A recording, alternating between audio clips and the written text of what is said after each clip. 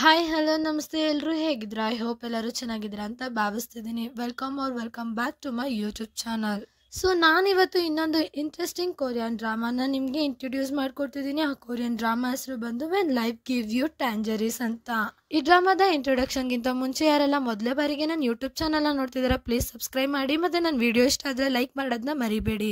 ಇನ್ನು Korean drama ಆದ when life give you the tangerines ಬಗ್ಗೆ ಮಾತಾಡೋದಾದ್ರೆ ಇದು ಒಂದು ರೊಮ್ಯಾಂಟಿಕ್ ಕೆ ಡ್ರಾಮಾ ಆಗಿರುತ್ತೆ. ಇದರಲ್ಲಿ ನಮಗೆ 90s ನಡೆಯೋ ರೊಮ್ಯಾನ್ಸ್ ಬಗ್ಗೆ ತೋರಿಸ್ಕೊಡ್ತಾರೆ.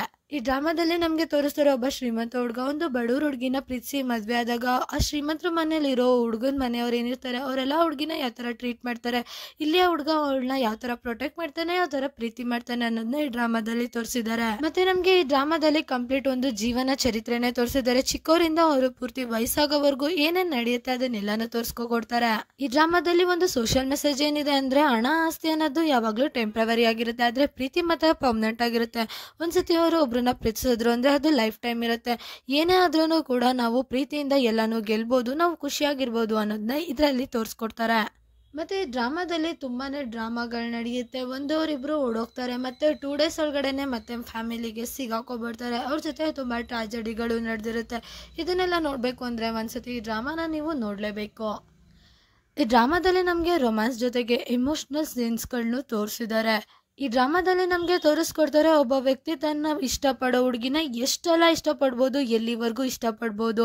ಕೆಲವ್ರು ಅಂತಾರೆ ಮದುವೆ ಆದಮೇಲೆ ಪ್ರೀತಿ ಕಮ್ಮಿ ಆಗ್ಬಿಡುತ್ತೆ ಅಂತ, ಆದರೆ ಈ ಡ್ರಾಮಾದಲ್ಲಿ ಅವ್ರು ಸಾಯೋವರೆಗೂ ಅವ್ರ ಪ್ರೀತಿ ಸ್ಟಾರ್ಟಿಂಗಲ್ಲಿ ಹೇಗಿತ್ತೋ ಎಂಡಿಂಗ್ವರೆಗೂ ಕೂಡ ಅದೇ ಥರನೇ ಇರುತ್ತೆ. ಈ ಡ್ರಾಮಾದಲ್ಲಿ ರೊಮ್ಯಾನ್ಸ್ ಜೊತೆಗೆ ಎಮೋಷನ್, ಸ್ವಲ್ಪ ಸಸ್ಪೆನ್ಸ್, ಸ್ವಲ್ಪ ಫನ್ ಎಲ್ಲ ಇದೆ ಅಂತ ಹೇಳ್ತಾ ಸ್ವಲ್ಪ ಸಸ್ಪೆನ್ಸ್ಗಳನ್ನ ಹಾಗೆ ಮುಚ್ಚಿಡ್ತಾ ಇಲ್ಲಿಗೆ ಈ ವಿಡಿಯೋನ ಎಂಡ್ ಮಾಡ್ತಾ ಇದ್ದೀನಿ. ನನ್ನ ವಿಡಿಯೋ ಹೇಗನ್ನಿಸ್ತು ಅನ್ನೋದನ್ನ ಕಮೆಂಟ್ ಮಾಡಿ ತಿಳಿಸಿ. ಮತ್ತೆ ಈ ಕೊರಿಯನ್ ಡ್ರಾಮಾನ ನಾನು ಎಕ್ಸ್ಪ್ಲೇನ್ ಮಾಡ್ಲಾ ಬೇಡವಾ, ಇಲ್ಲ ನಿಮಗೆ ಈ ಕೊರಿಯನ್ ಡ್ರಾಮಾ ಹೇಗನ್ನಿಸ್ತು ಅನ್ನೋದನ್ನು ಕೂಡ ಕಮೆಂಟ್ ಮಾಡಿ ತಿಳಿಸೋದನ್ನ ಮರಿಬೇಡಿ.